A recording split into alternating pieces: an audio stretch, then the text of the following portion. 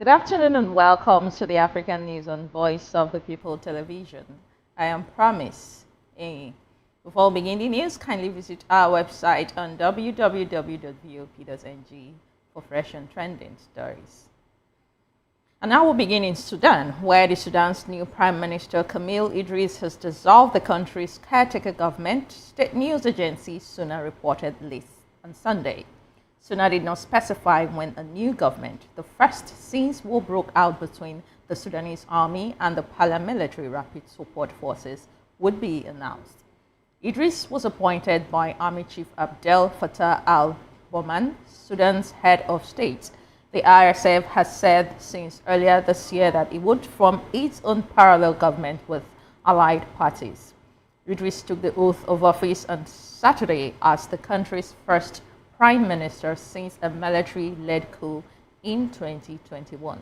In a speech on Sunday, he vowed to remain at equal distance from all political parties and to prioritize stability, security, and reconstruction in Sudan.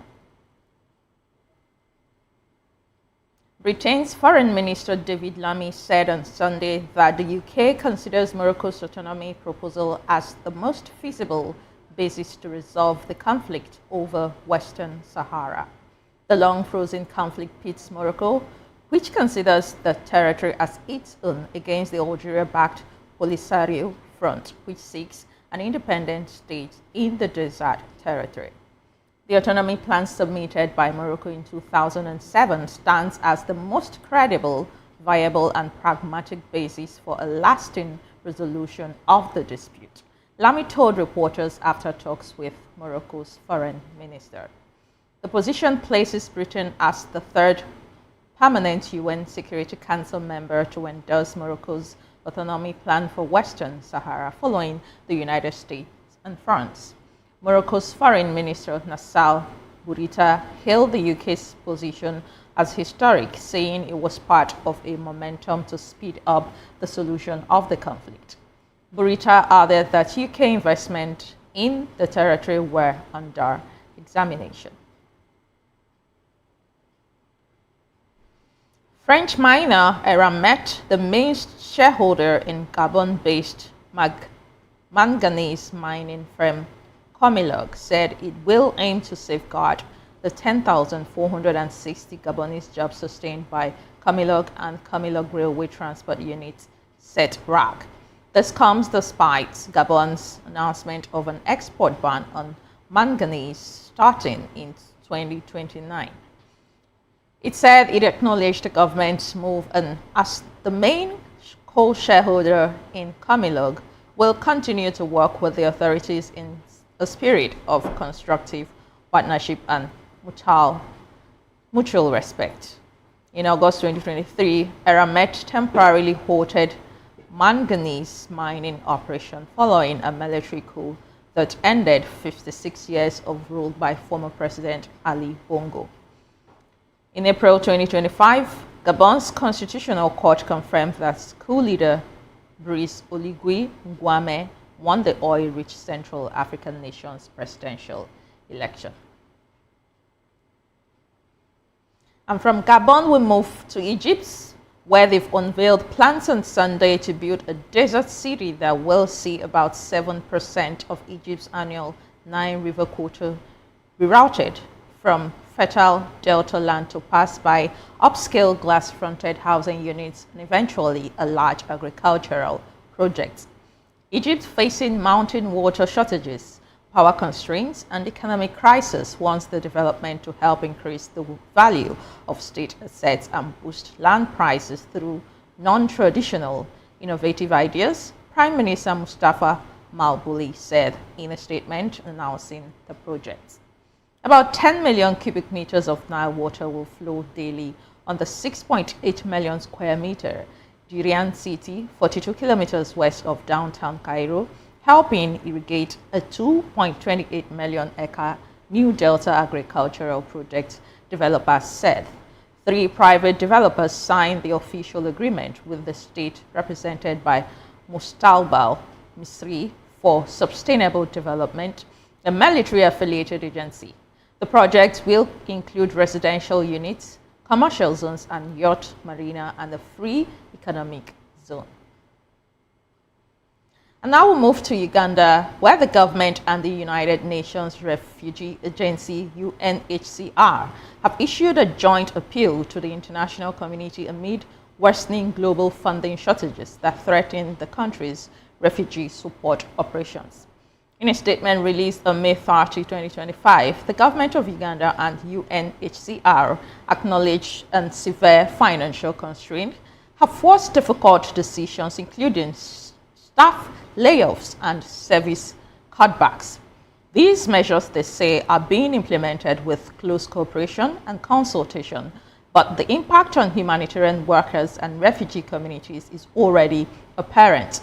The crisis comes as Uganda, already the third largest refugee hosting country in the world, faces a sharp influx of new arrivals. In the first 5 months of 2025, over 110,000 refugees crossed into the country, bringing the total to nearly 1.9 million. And yet, UNHCR Uganda is operating with only 17% of its required funding for 2025.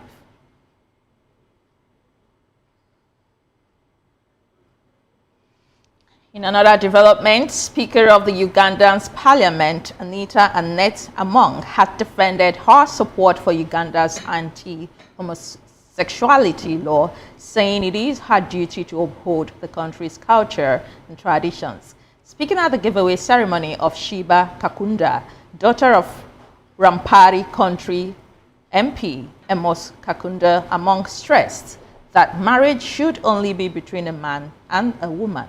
She vowed to defend that position for the rest of her life. Why would a man marry a man or a woman marry a fellow woman?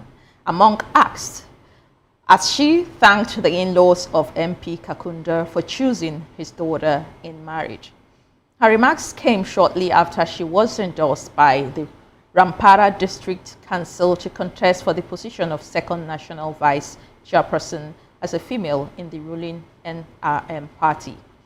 Among said her criticality bill, insisting that her actions were in line with the country's moral values. And now we'll move on to Tunisia, where Tunisian national was shot dead by his neighbor in the south of France, the Draguignan prosecutor said in a statement, adding that the incident was being investigated as a racially motivated crime. The victim, who was said to be possibly 35 but has not been officially identified, was killed late on Saturday night in the town of Puget, South Angens. A 25-year-old Turkish national was also shot in the hand by the man and taken to the hospital. The incident comes 1 month after the fatal stabbing of Abubakar Cisse, a 22-year-old man from Mali, in a mosque in the southern part of La Grande Combe amid rising racism in France. Last year, France police recorded an 11% rise in racist, xenophobic, or anti-religious crimes, according to official data published in March. In a statement released late on Sunday, the prosecutor said the suspect in the weekend shooting was a 53-year-old who practices sports shooting. He had published hateful and racist content on his social media account before and after killing his neighbor, the prosecutor added. Well, joining us to analyze these stories and more are VOP in-house analyst Barrister Darlington Agomo, who is, of course, a legal practitioner. And joining us from Uganda is Edward Okwaro Omatanki, who is a lawyer and human rights activist. He'll be joining us from Uganda. Let's start off with Barrister Darlington in the studio. Good afternoon once again, Barrister. Good afternoon, Promise Child. How are you? I'm very well, thank you. Good to have you on the midday. Yeah. Did I say midday African news segment? Yeah. I'm used to midday news. So, Barrister, let's start off with racial killings in France. Like the story said, a couple of people have been killed in France, and this is a racial discrimination going on as the story is happening in France. Now, bringing it back to Africa, Barrister Darlington, France has a lot of colonies in Africa. They colonize lots of countries, which, by the way, a lot of them are trying to go, find their ground. I'd say that, and France is not happy. Emmanuel Macron isn't happy with this. So some people in France may have a problem with Africans, blacks, coming to their country. But comparing it to the way miners and France is excavating, I'll use that word, mineral resources in Africa, is there a problem with that? Yeah, there is a problem because I think it's resistance. Resistance in whose the part? French people are trying to resist blacks in their country. Okay. And I believe that these blacks are mostly French colonies who feel that France is their home. Because under the assimilation policy, every French man in Africa sees France as their own place and all that, as their home. And they accept it. That's what you assimilate. Assimilation policy. So I don't know whether France is no longer upholding that policy. And that was the policy they used to convince their colony that, look, they are one. It's part of the color differentiations. But maybe because things are no longer what it used to be in France, I understand the economy of France is struggling. And sorry to cut you short, Barrister, before you go ahead.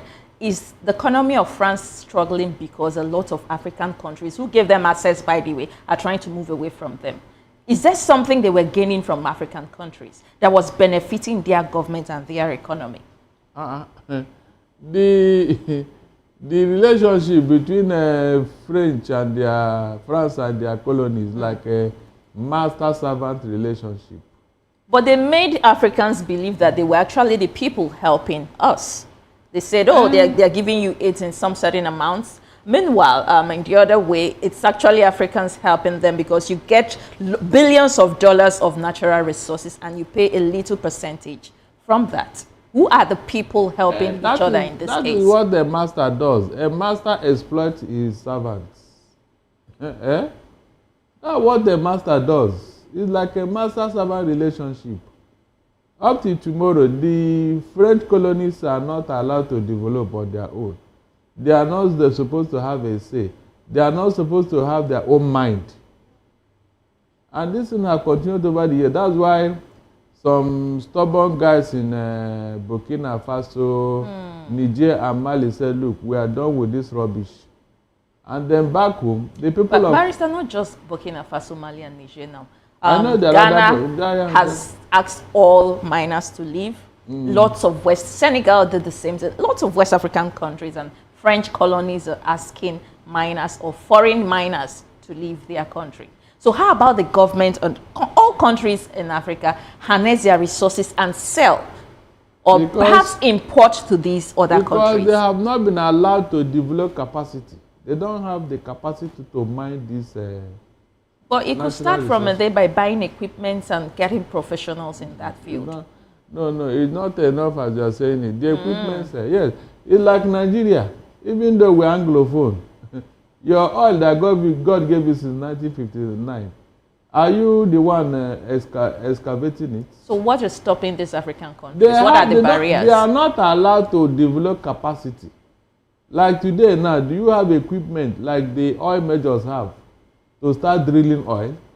You don't. But can those equipment be purchased, perhaps in some way of loan, instead of IMF, World Bank giving these countries loans and make it look like they're doing you a favor? They don't have resources to be on their own outside. That's why you have joint venture agreement. It can never be wholesale because you don't have the capacity, the manpower. These are necessary tools for you to exploit all these natural resources. Until you develop capacity, you can't go anywhere. Unfortunately, you have African leaders who are not futuristic. Every African leader that I know wants something that will be of immediate gain to him. They are not thinking of consolidating and building things that will future generation will come to enjoy. So they want something that will be buy and sell, bring out the oil, sell it and collect money. They don't even care how much is excavated. As long as the oil majors are giving them returns, they're okay with that. So that is the problem of African leaders. They don't want to build capacity. But does that not equate to laziness or letting people do things for you? No, it's not laziness, it's greed. Because if they should start building capacity until they leave office, who will now come to enjoy what they are doing? That's what they are thinking. Because to build this thing is not a day job. You understand? That is the main problem. They don't want something that they can build, lay a foundation, a solid foundation, so that future generation can now start, building and, reaping from it. They want something like, this cash and carry transaction we are doing. Bring out the oil, sell it and collect cash. Bring out the oil, sell it and collect cash. A quick way.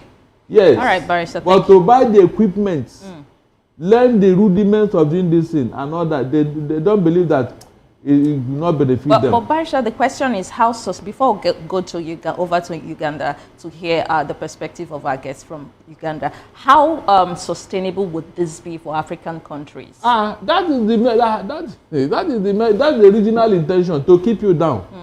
Yes, now, that's the original intention, to make sure you don't develop your own capacity. Why do you think they call you third world? So that they can always exploit you. So they are expecting African countries to permanently remain a third where world they are. Country. Yes, for how long? That's the question. People are learning history. Until you get a leader in Africa who will say no to thunder. So Africa has, Barrister, you're saying in a sense that Africa has a leadership problem. In fact, that is the greatest undoing that God gave us. Bad leaders. Of all the things God did for us, it was bad leader that God gave us. From Uganda to DR Congo to any we can think of. And Nigeria? And Nigeria, worst of all, who claim to be giant of Africa, but is the giant of loan. All right, I'd like us to welcome our guest from Eastern Uganda, now a professor and a lawyer, also a business associate, Edward Okwaru, all the way from Uganda. Good afternoon, sir, if you can hear me. Good to have you on the African News Analysis segment. Thank you very much, and I'm so much excited and humbled to join your team. It's my pleasure to have you here, sir. So let's quickly look at the Speaker of the Ugandan's Parliament, Anita Annette, who is defending her support for Ugandan's anti-homosexuality bill. And she's saying that she wants to uphold the country's culture and tradition. We know that Uganda has a life imprisonment sentence for anti-homosexuality, if I'm right. I want you to tell us about this bill and what it is in your country. Thank you very much, the host. I want to thank the professor, the immediate person who has just spoken about Africa. Africa is one of the continents which would actually say we praise God for giving us such a continent because we are rich enough. But just as Professor has elaborated, our problem is leadership. And that leadership is what is actually bringing Africa down. Getting back to your question, I want to surprise you that the speaker among Anita is, I call her my auntie. She comes with me from one region. And she's actually one of the leaders in Uganda who's, we have hopes coming, because she's still a young mother. We have hopes too.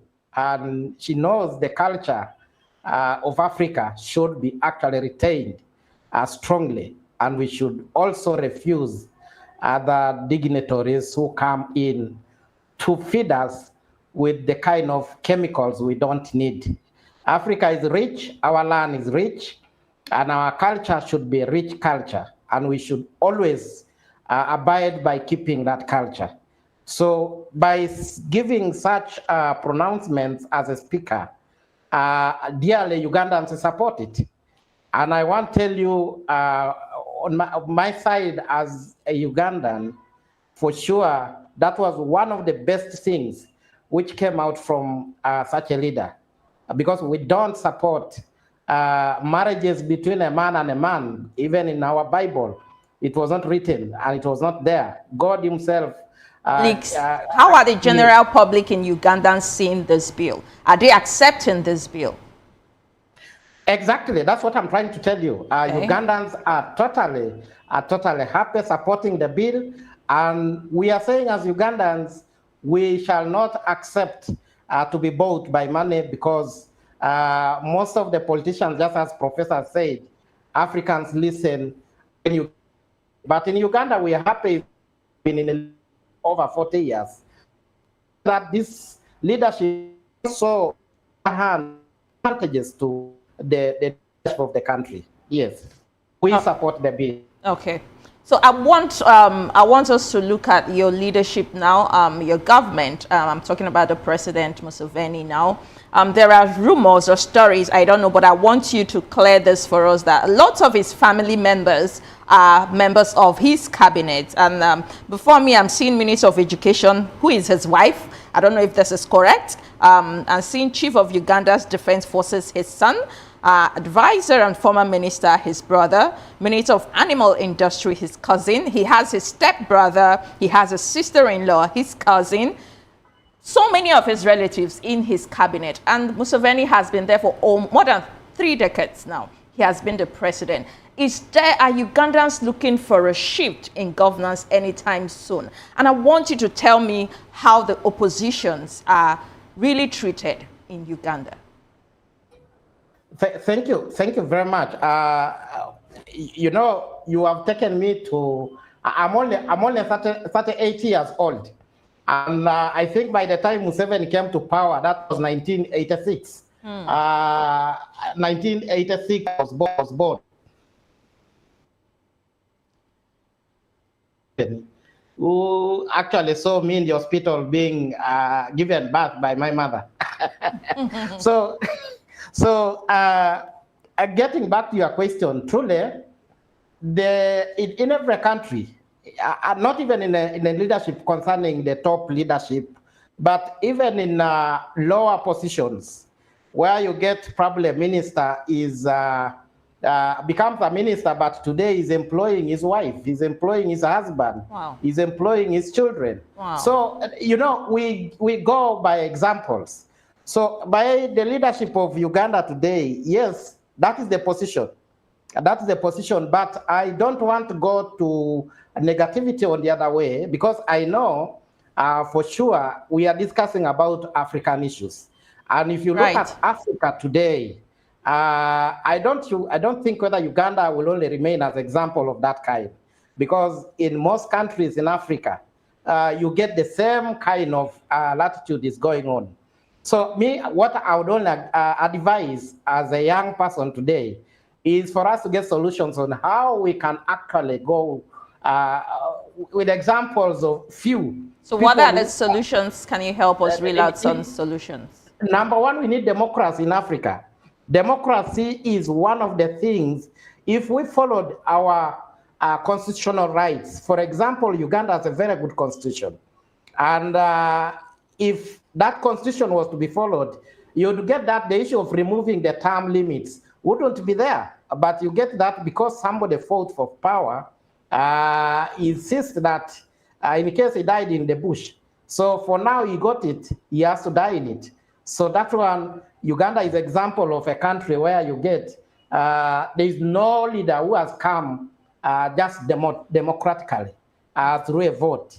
They have all come in since actually the Kutesa's time, Edward Kutesa, the Obote 1, Obote 2, all those people came through struggle. There is nothing in Uganda you can count on a vote. That's what I want to show you. So even now as we talk, Uganda will remain a country which will be led by a gun. It's not by a vote. So those are issues we need to discuss as Africans. If we accept to say that as Africa, we need democracy. And democracy starts from Nigeria, where you are. Democracy starts from Uganda, where I am. Democracy goes everywhere. Then until we agree and say, no leader, whoever surpasses the time limits we have agreed, should be jointly removed from power. That one I would really admit. Thank you. All right, thank you so much, Professor. Lastly, before I let you go there, let's look at the UN HCR, that's the United Nations Refugee Agency, talking about influx now of refugees down to Uganda, and this is eating financially deep into the pockets of the government. We know lots of countries and neighboring countries have issues and crises going on, from DR Congo to Sudan and all of that. As a human rights activist, I'd like you to give us your take on the crisis generally in the African continent. I would borrow words from Professor who has spoken. We seem to be sleeping as Africa, yet we have a lot to do. We have a lot, and we shouldn't be beggars, on the other hand. Africa accepted to become beggars at the time when we got bad leadership, because the moment a bad leader realizes that I'm giving free things, a bad leader will always like a free gift. So in Africa, we have only experienced leaders who have extended mostly their hand to the Western world, and probably the other countries like Asians or whatever, to borrow. And now, when it comes like issues affecting their own common people, you get that they get stuck very quickly and they start crying. So Uganda, in this case, I would tell you, probably the government is trying its best to squeeze whatever they have in their granary, to see if probably they can help the people who are suffering. But in actual sense, the Western world has shown us the back. It has shown us the truth that Africa, and I remember when the US president was actually sworn in, I remember saying, Africans should also wake up. I don't blame, every person should manage his own home. So if you cry about US not giving you a support, my dear, that one should not be the case. As a man with a family, I should wake up very early, go to the garden, and make sure there is a store for my children, tomorrow's future. Quickly, so before, I'm sorry to cut you short there before we wrap up, what are the things you could suggest for African leaders to come together to work on themselves and stop receiving aids from Western countries? Because it's not sustainable for African countries to keep receiving aids. For how long is this going to stop? There should be a more developed plan for Africans as a whole, as a continent, by their leaders, by the way. You have any advice to give the leaders on how to move forward? Yes, my advice, that this one should actually go as a young activist in Africa, that the leaders should accept to sit down and agree on one common goal. And this common goal should be, number one, to see how they can actually uplift the life of their common people. And on health issues, the poverty in Africa should not be there. But the problem is, because they are not talking the same language, Africa will remain scattered. I tell you for sure, I've heard you mention the wars in South Sudan, Congo. These are things which are happening in Africa when we are watching, when the same people are laughing somewhere. Because without a war, there are people who are not benefiting. With the war, there are people who are benefiting. So there are people who are benefiting from the crisis in Africa, from the crisis going on in Africa. People are benefiting. Exactly. That is what I'm so. Let's come together as Africans, fight what is good for us. Thank you so much, sir. Thank you so much, Professor Edward Okwaru Omatakinye. Yes, he's joined us from Eastern District of Uganda. He's a lawyer and a professor. Thank you so much once again, sir, for joining us on the analysis segment. It's been a pleasure talking with you. So, Barrister, let me come back to you. You heard what the professor said all the way from Uganda. He said he agreed with you that we'll have leadership problem. And for how long will Africa continue to accept aids from foreign Western countries? When Trump came in, he stopped a lot of aids, and it became a problem for African countries. Let's talk about African leadership and how we can come together as one to improve or make our economy and our continent at par with the other Western countries. You see, nothing lasts forever. It's a question of time, because our children and the next generation may not tolerate what we are tolerating today. That is my hope and that is my belief. Remember in the days of when Africa was under colonial rule, it was in the 60s that the wind of change started and every African nation started having independence. At least from where we are now. Are we truly independent? Yes, at least let us assume that we are independent. It wasn't like under colonial masters. Okay. But I believe that with what we have now, it will improve. We can do better. And all you need to do is to sustain the pressure for good governance in Africa. That is all. Sustain the pressure. Because how did the Arab Spring happen? Nobody expected it, but it happened. And it brought a lot of change in those Arab nations. A lot of change came in with Arab Spring. So it can equally happen elsewhere. All this nonsense that somebody fought for independence, this and that, therefore he will stay in office until he died. Promise. Sir? No African leader have suffered more than Mandela in liberating his people. No African leader.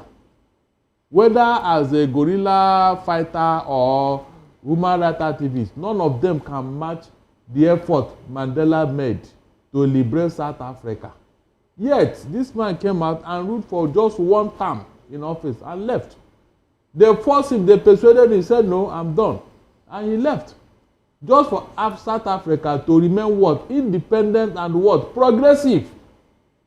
Till today, South Africa is counted as one of the major economies in Africa. Imagine if Mandela had come and started plundering South Africa, and started deciding that all his family members will be in government, that no other president will come up except from his family. Imagine what would have happened today. So that's what I'm saying. It's all about leadership. You have so much corrupt people who are not supposed to come close to government. They force their way into government and they retain it and they grab it and they want to destroy everything in the wake. This Uganda we are talking about today, we know what Idi Amin did in Uganda. Obote. And now Museveni did not learn any lesson. I have told him. He did not learn any lesson from past Ugandan leaders and how they ended up.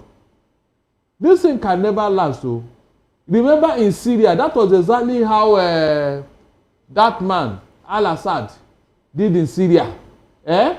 Until he created an enmity, a colony of enemies within and outside Syria. Today, where is that man? Today, he can never come back to Syria again. Al-Assad will never come back there. That is what happened to dictators. When they fall disastrously. Disastrously. So this one that Yoweri Museveni is doing, I'm just laughing at him. Seriously. He doesn't know that he's breeding enemies, even outside Uganda. Because the people that sacked Idi Amin from office, they were not from Uganda. It was from Tanzania, under Julius Nyerere, who raised an army that entered Uganda and sent him out of Uganda. So he should be very careful. There is no place it is written that one family should dominate the government of his country. No place. It's dictatorship. And it doesn't bring progress at all. Because Yoweri Museveni had been there for donkey years, yet I didn't see any progress in Uganda. I didn't. We'll just read out how his relatives are ministers. So what progress did that bring? In his cabinet. What progress did that bring? The question is it even right? That's the question. The question is it right? It can never be right because they will not feel untouchable. They will not feel above the law. His son is the army general. He's the head of the military. So that's what I'm telling you. Look, I am not even persuaded. When Iyadema of Togo became a problem in Togo, it was his own biological son that smoked him out and shot him point blank. All right, Barrister. So this things will never last forever. It can never last. It's a matter of time. Any day Yoweri is out of the picture, all those family members, they will find it all with Ugandans.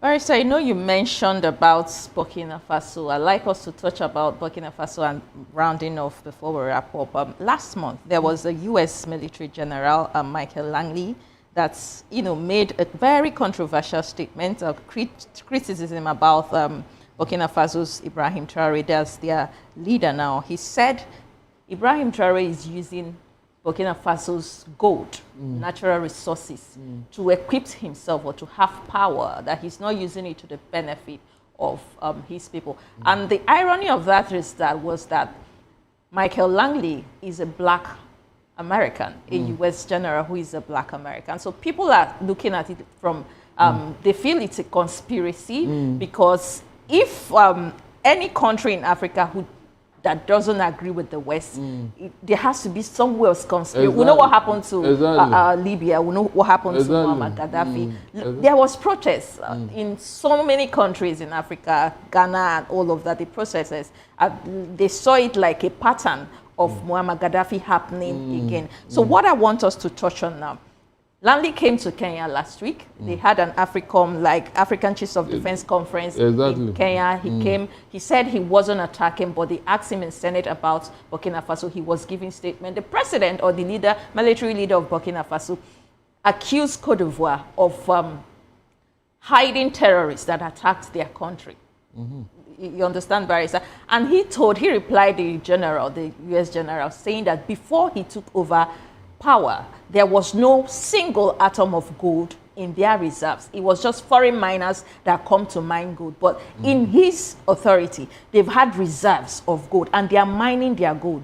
So he has different development, from free healthcare for old people, transportation. Lots of things are happening in Burkina Faso. And I tell you, Barrister, their country, I think his people loves him because they love him to the point where they sleep on the streets trying to protect him. That is where it is. So what I'm trying to say now, at the end of the day, Barrister, does it mean that any country or any leader in Africa that doesn't agree with the West, there has to be a conspiracy or lies against you? Now, let me tell you, whenever you are a slave and you want to free yourself, your slave master will not allow you. He will do everything to suppress you. Do you know how slavery ended in America? The slaves became so bold that they were beating their organs, They revolted at some point. They were even raping their daughters and their wives until this thing got out of hand. They say, look, these guys are growing up. They are growing in number. Let us free them and let them go back to Africa. That was what happened. So if you see this type of statement, go and watch.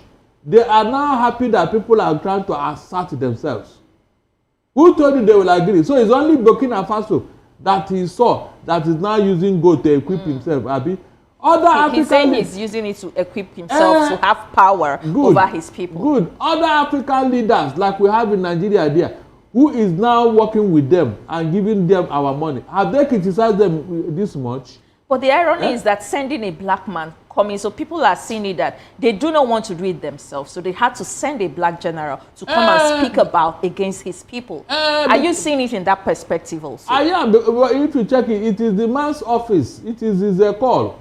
He had to come and do his job, and making out that statement, whether it is true or not, it is not on his. It is not him that should criticize such a man. Let his people speak.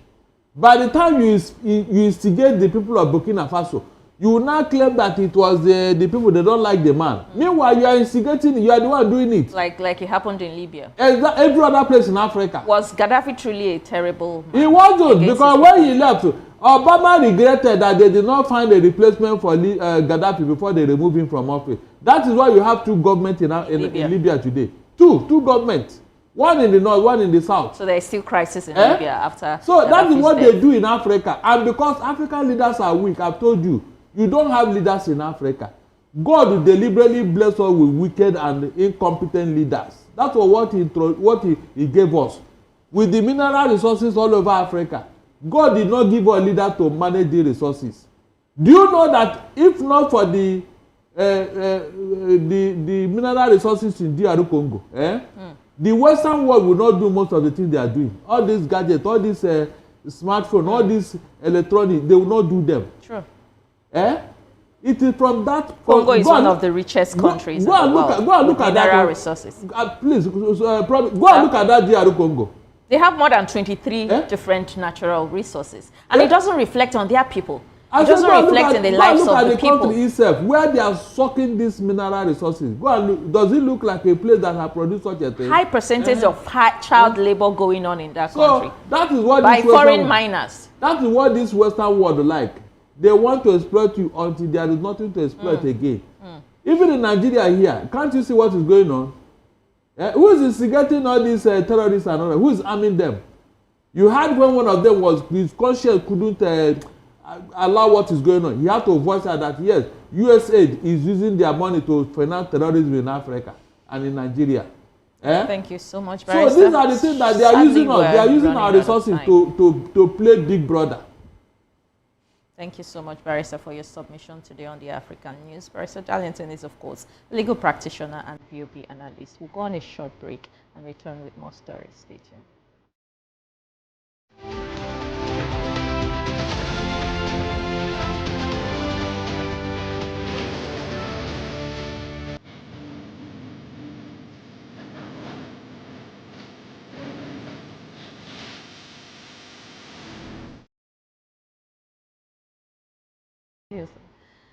All right, welcome back to African News, and now to the rest of the stories. An Al-Qaeda-linked rebel group active in West Africa's Sahel region has claimed responsibility for an attack on a military base in Mali on Sunday that two sources said had killed more than 30 soldiers. More than 400 soldiers have reportedly been killed by insurgents since the start of May in bases and towns in Mali, Niger, and Burkina Faso, an unstable region prone to coup. The jihadist group, Jama al-Nusrat ul-Islam, said in a statement on Sunday that it had seized the base in Boukessi in central Mali near the border in Burkina Faso. The Malian army said it had been forced to pull back. Many men fought, some until their last breath, to defend the Malian nation, each statement said without giving any casualty numbers. Kenya and Burkina Faso have reaffirmed their commitment to strengthening bilateral ties following a high-level diplomatic meeting at the Kenyan State House in Nairobi. President of Burkina Faso's National Council of State Security, Olumaru Yabrace, paid a courtesy call to Kenyan officials, delivering a message of goodwill from President Ibrahim Traoré to the Kenyan leadership. The visit is the latest in a series of engagements aimed at reinforcing cooperation in areas of diplomacy, trade, and cultural exchange, and shared strategic interest. The two nations are expected to continue exploring opportunities for expanded economic partnerships, security collaboration, and intercultural exchange in line with broader continental goals under the African Union framework. Moving on, the National Public Health Institute of Liberia, NPHIL, has confirmed the spike in Mpox cases with 69 active infections now recorded across the country and no death reported to date. The development has prompted the Institute to issue a public health advisory urging citizens and institutions to tighten safety measures. The announcement was made over the weekend following test results from the National Reference Laboratory working under the Mpox National Incident Management System, IMS, which coordinates the national response. Now to Zimbabwe, where a businessman, Wicknell Shivayo, has denied allegations of corruption, money laundering, and criminal conduct following the emergence of leaked financial intelligence report from Zimbabwe and South Africa. The reports detailed in leaked documents last month indicates that the Ministries of Finance and Economic Development paid substantial amounts to South African printing company rent from CC for election supplies, with a significant portion of those funds subsequently moving to Shivayo's companies. In a statement on his X account, Shivayo said the reports were designed to insinuate criminal conduct in relation to what he insists are legitimate commercial transactions and legally binding contracts involving his companies. He accused unnamed parties of deliberately manipulating facts to feed a political narrative.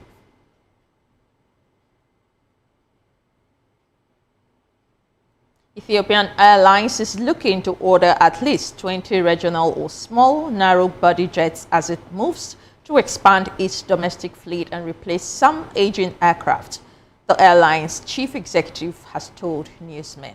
In an interview with journalists on Monday, CEO Mesfin Tasu Bakel said the airline was evaluating 3 aircraft models, the E2 from Embraer and the A20 from Airbus, and the Boeing MAX 373.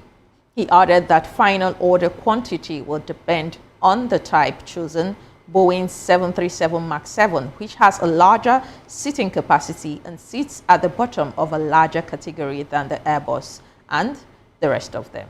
Africa's largest carrier is experiencing strong travel demand, but has been constrained by jet delivery delays and the grounding of some aircraft due to engine shortages stemming from supply chain disruptions.